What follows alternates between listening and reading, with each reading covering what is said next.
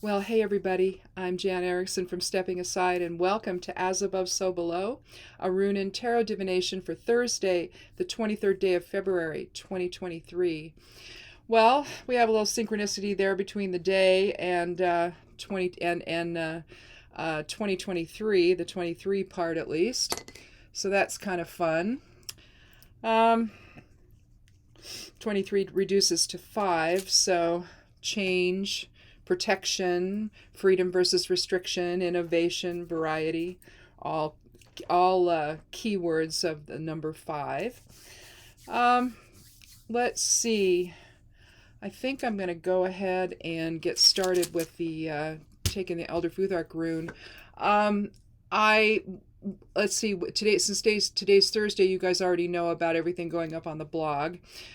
So if you want to check out what's left of the esoteric forecast for the week, you can go over to Stepping Aside at imsteppingaside.com and check that out. If you're also interested in looking at the daily correspondences for work and magic, they're also up there. The new stuff will come out Sunday night, or well, early Sunday morning, I should say, in the midnight hour, 12 o'clock a.m. hour. They're all ready to go, other than the tarot reading for next week. I don't have that finished. I got it partially finished. So I hope everybody's having a good week so far, and staying. I hope you're not dealing with snow like we are. I guess the Portland area and the Valley area over there in Oregon along the I-5 corridor is a mess.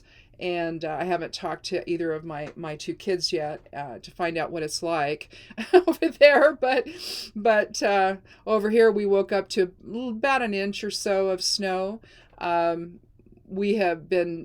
irrigation starts the middle of April, and so we try to get some things done up there at the ditch prior to get the whole ditch cleaned out. It's not really our responsibility to do that one. That one doesn't belong to us. It belongs to the irrigation company, but it saves on damage to our property if we do it ourselves. So we do it, and after one episode of broken this, broken that, that was not good. So we just decided we'll be the ones to do it, and so we do. And but this year we're taking out some cottonwood trees.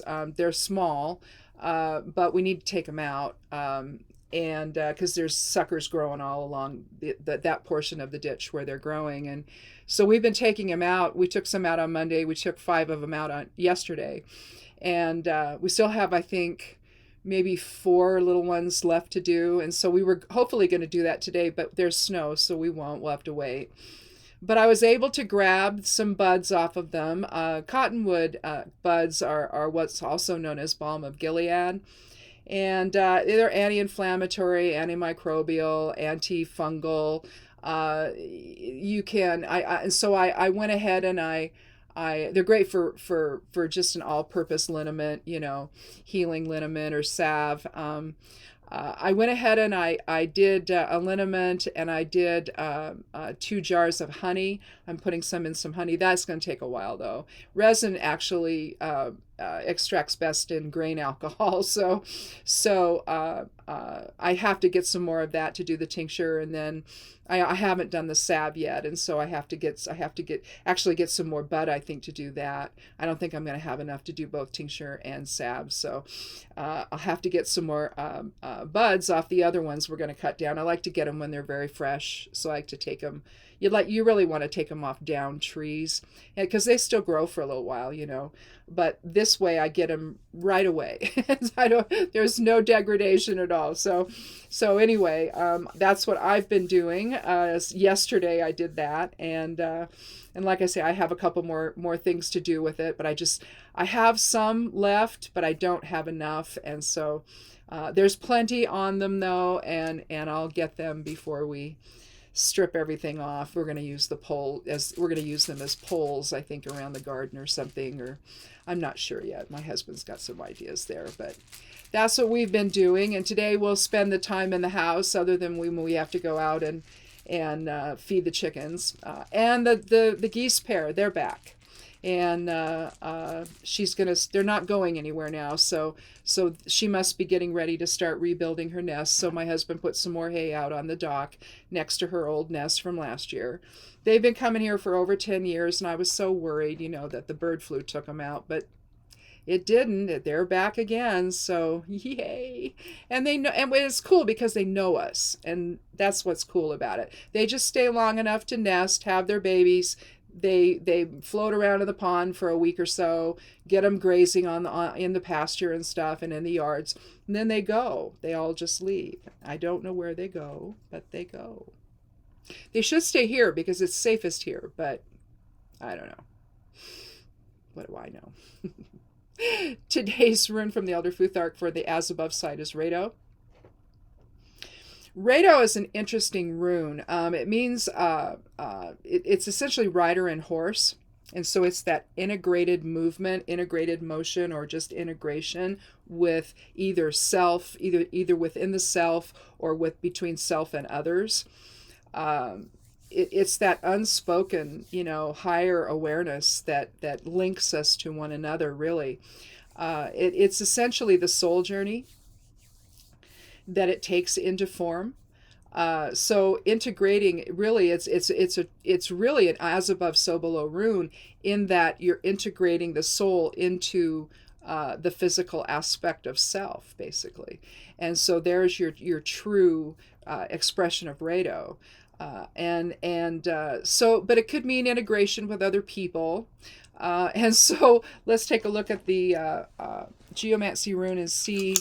We'll throw down the elemental runes here to see what it is, and see how, if we can get just a little bit more information on the directionality of this. Well, this one's easy. This is Populous.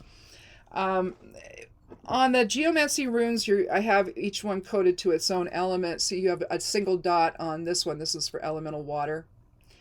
And then you got 2 dots on the other side. The single dot is an active influence, whereas the dual dot is a passive influence.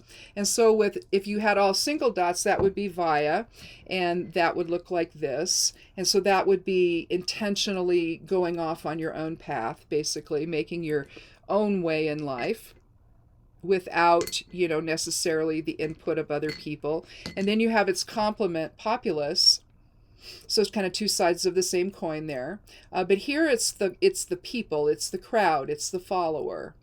And so there's an integration then maybe with maybe another person or with the group or something, and we'll see how that goes. And we'll use the cards to tell us that, if I can get them in my hand here. I'll shuffle just a little bit more. But the idea of this is that, and we're not going to know till we see what the cards have to say. Sometimes you have to be well, I think we all know this. Our mothers tell us this growing up. Our parents tell us this. You have to be careful who your friends are. You have to discern, whether or not they're actually your friend. And how do you do that, when you're 6 years old? It's like, I can remember my mother saying, well, you have to be sure who's your friend and who isn't, It's like, well, Mom, I'm 6. I can't do that, But she planted the seed again and again and again and again. And so over time, you finally figure out that you start paying attention to see whether or not someone's really your friend or not. And let's face it, when you're in grade school and high school, that's just something that, is very, it's not stable. You're still learning how to be a friend in that time. And for some people, they have to learn that lesson throughout their life, Some people are very transactional, and some people are very unconditional.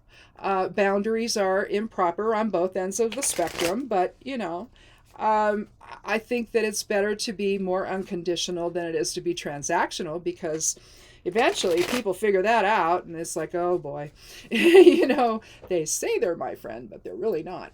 But even if it's like a coworker situation or a neighbor situation or something where you're having to get along with people or interact with them in a collaborative way, you have to have a way of working in a cohesive fashion. And so Rado and Populous could simply just mean that.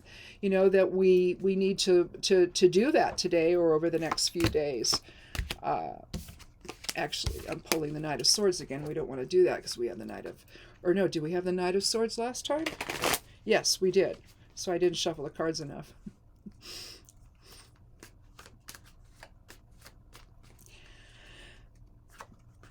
But I think we're going to know that by here when we look at the cards as to what direction this is actually going. So let me cut the deck, which I didn't do before. I didn't sleep very well last night, so I don't know what I'm doing. So let me drink some tea here. Well, we don't have any court cards this time. Although Monday's reading was kind of interesting. There we had the Knight of Swords, the King of Swords, and the Three of Wands. And we had Sewillow and Fortuna. Major or minor? What do we have? Minor for the runes. So that was actually a pretty interesting reading for Monday. But here we've got 2 from the Major Arcana and 1 again from the Suit of Wands. I'm just going to leave them in the order that they are. I've drawn the 9 of Wands, the Wheel of Fortune, and the Magician. Because I think I see a pattern here. Here we have the 9 of Wands. Now, 9 is about endings and completion. It's also about generosity and spirituality and humanitarianism, all that kind of stuff. But 9 is kind of the end of things. When you get to the 10, it's kind of a Degas type of, that's the rune Degas, type of a number. You can either reduce it to 1 or you can think of it as the endings and beginnings number. But if you reduce it to 1, then it becomes new beginnings, which then makes this the endings number. And so here we can say that the battle is ended. You see this is another one of the cards that has the line of demarcation where you're in this part here and this part there, 2 separate experiences. And you can either look at this and say this is what's come of it, and this is all the support that you have at the end of the battle. But I can't ignore the look on this guy's face. I mean, he's been through it. His head's bandaged. He's still clutching tightly onto his staff there. And not just with one hand, he's using both. And so it's almost like he's leaning on it, because he's tired from the battle. He's weary, battle weary. And he's looking behind to see what's left. Do I have support? Are these people supporting me? Are in other words, are these staffs representing support behind me? Is this what's left over? But it always feels to me like he's not completely sure of that. Then we move on to the Wheel of Fortune. Now, apparently, if you put these 2 cards together and read them together, do I really have the support behind me? Kind of that question gets answered by the Wheel of Fortune, and I think the answer is yes, he does. So after the battle is over, he looks back and he sees the support that he does in fact have. And here's the success that things have come full circle, and he's won. He's basically been successful. This is about the Wheel of Fortune is about fortune, prosperity, cycles, movement, success. It's the turning of the wheel, coming full circle. You see some of that coming full circle with the World card as well at the end of the Major Arcana. But here you have, this is card 10, and so again, you have that sense of endings and beginnings with it, or because you're examining what just happened and now the wheel is turning so that you can begin anew. So let's just, instead of reducing the 10 to 1, let's just go ahead and leave it as a 10. And what I meant by the whole Degas moment, if you were to ignore the sides on this and just look at the X in the middle, that's the Roman numeral 10. If you terminate the ends with Isa, and then you now have Degas, which is a new day, and you're looking at the end of one phase and the beginning of another. And so in a very real sense, you're looking at the same thing with the wheel. And in this case, you've got the sulfur, sulfur, salt, and I forget the other one, mercury. Mercury, sulfur, and salt surround the wheel. You see the hermetic type of renditions or pictures of the four elements that are sitting in each of the gray clouds. So inherent in this is not only did you have a successful outcome, which he did here after some conflict, there was in fact a successful outcome. And if we relate that to Rado, you're looking at, you were able to achieve integration with other people. Or collaboration. Maybe you were involved in something collaborative and it just wasn't going very well, and so everybody had to have a conversation. Maybe it got loud. Maybe too many egos got in the way or whatever. But eventually it was over. I mean, you can see, with the head wound there that maybe it was really difficult, but you were successful at reintegrating with other people in some kind of collaborative effort. And so there's a success there, but inherent in this is the manifestation of something new. So now that we've learned we've settled our differences, now we can proceed on, right? In that, in essentially the populace of it all, in the unity or cohesion or going in the same direction. Maybe that was the issue. Maybe no one was really sure of what the direction was going to be. And eventually, after battling it out, you figured it out. And so the integration with others has now begun again, assuming it ever was. Say it was and it just hit a bump or something, and now it's back on track. You're back on track, and everybody's going in the same direction. Then what are you going to do after that? How are you going to manifest things? Are you going to allow ego to get in the way of it again? Or are you going to continue taking the high road and trying to keep your mind focused on the goal, focused on the objective, focused upon the agreed upon process? And who knows, we'll talk about the magician in a second, but who knows, maybe part of this battle royale that happened, maybe it was the idea that, okay, if we seem like we're getting off track again, let's stop, let's sit down, let's talk some more and see what we can do. Maybe as we get going, we discover something's not working as well. We thought it might, but it's not going to. And so maybe we're gonna have another conversation before it gets to this point, and figure out a way to tweak things a little bit so that things continue on the path that we've chosen together, that integrated path that we've chosen. And with the magician, this is all about, you've got the first three cards of the major arcana. You've got the Fool, the Magician, and the High Priestess. The Fool takes the leap into form. The Magician essentially creates that form, and the High Priestess creates the other side of it, the subconscious or the soul level. So you've got both of this as above, so below kind of experience that the Fool is then going to trust and take the leap of faith in, because he doesn't yet know what it's going to look like. He knows what overall theme he's chosen, but he doesn't know how that's going to play out. That's up to the Magician and the High Priestess to establish that. And then after that, the Empress gives birth to his creation, essentially. But this is card 1 of the major arcana. So again, if we were to reduce the 10 numerologically to 1, we have a 1 here. And so we've got essentially a run on ones, if you will. But again, this is the thought behind the new beginning, but this is the manifestation itself. And what the magician shows here by having all of the tools on the table for his work, they also represent each, maybe they resent, I don't know, but they represent each of the elements: air, fire, water, and earth. You see the beauty and the abundance and the newness of the lilies and the roses down below. You see the rose garlands up above here. And you see his hands held in the as above, so below position. You see his wand. Or it could be a scroll. It could be a scroll.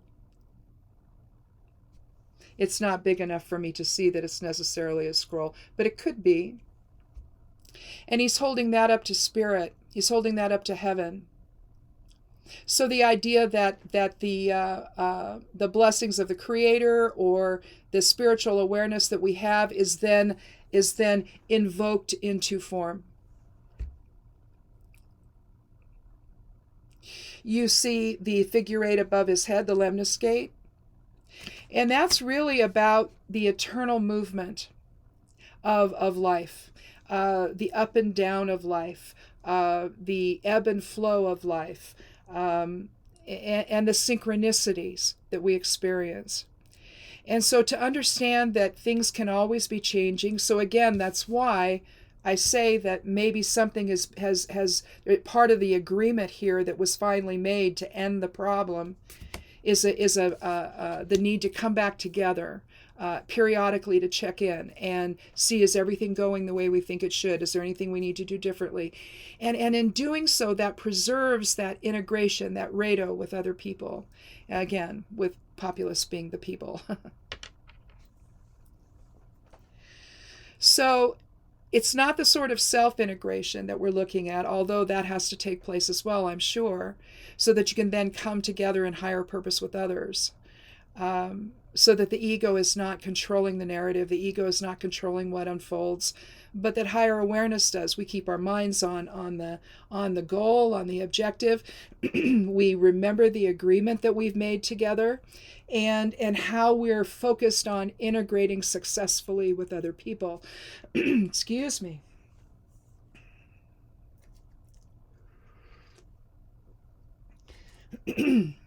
So I think that that's really, it's really a pretty simple reading, far less complex than Monday's reading, but I think it's powerful in that coming together these days with others can be difficult. And it just seems like there's so much division out there that nobody wants to listen to the other person. Even someone that you don't necessarily get along with very well, you can still work together with them and hear what they have to say, because maybe they've got life experience that's completely valid and totally valuable to what you're doing, and would make all the difference, right? So you drop the ego, you drop the resistance, and you just come together for a higher purpose, for a goal that's shared. And that's realistically what Rado talks about. And then with populace, it defines that more as with a group and not so much with just the self. Because, we can also, if we didn't have populace there, we might be talking about the soul's journey, just the individual soul's journey into form and throughout physical life, right? But with populace, it tells us, no, this is really about the integration you need to have with other people. And again, it can be a temporary situation. It can be long term. It could be family. Maybe that you've had some issues with family, and now it's time that, we need to set some of this stuff aside and we need to come back together as a family, because everybody misses that, it could be something like that that's happening in your life. But again, it's the idea of having the higher awareness to understand the bigger purpose involved, and not make it all about what you want or what you think or what someone else thinks or what have you. That's where the battle comes in, when you're trying to integrate with other people and do something, get something done, get something accomplished. Even if it's just sitting around a dinner table together, it's like, well, no, don't throw the potatoes, don't lob a green bean at one another, maybe we'll control what utensils are on the table, but again, it's being able to get through that moment in a way that is positive and happy and to where you have a positive outcome, so I think that's, again, you can look at this in a variety of different ways, a variety of different settings it could be in. But again, it's about integrating with others in a way that drops the ego and allows for some higher purpose to come in, a higher shared purpose to come in. And again, meeting periodically to check in on how everybody feels, and because you're going to have to, because this seems like the big deal, right? It seems like something really significant happened here. So to just say, oh, okay, it's all fine, everybody's on the same page, well, people open their mouths and say things, and that can derail everything. So it's probably a situation where everybody's going to have to just sort of take a measured approach to it, and understand that there might be some moments where you have to, either hug it out or, or dance it out or whatever you do, or laugh it out, something to where you can break that momentum that got you here to begin with, right? And to stay on the track, to stay on track with whatever it is your shared objective is. So anyhow, I think it's a pretty easy one for today. After Monday's reading, I don't know, maybe we need a little break. Because that was kind of heavy, but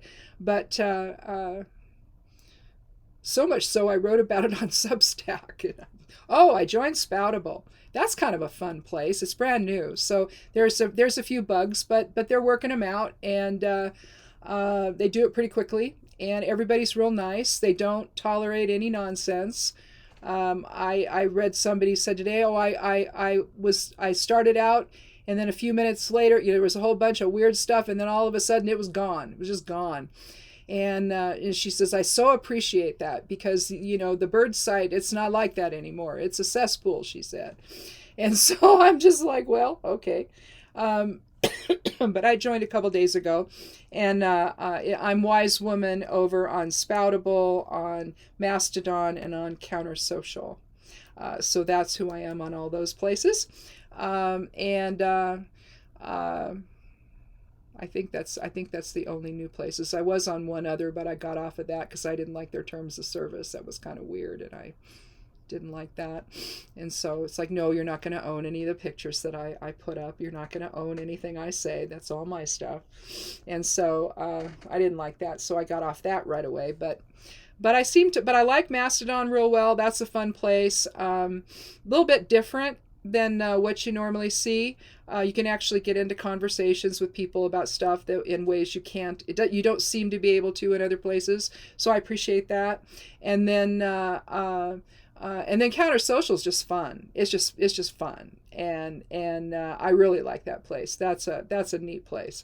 Lots of fun people, and I don't know. It's just different, and then there's this new place. So anyway, at least so far I like it. And so I've put that. If you click on show more below the video, it'll show a link to the website, and then it'll also talk about what I'm doing here. And then there's a bunch of links below that, and that's where you're going to find all the places I am on social media. So anyhow, I guess that's it. Have a good weekend, stay warm if it's snowy outside, and drink some hot chocolate or whatever you want to drink, a hot toddy or whatever you drink, and enjoy the weekend, and come back again on Monday for another edition of As Above, So Below. Be good to yourself, be good to one another, stay warm, stay warm, stay warm, and blessed be.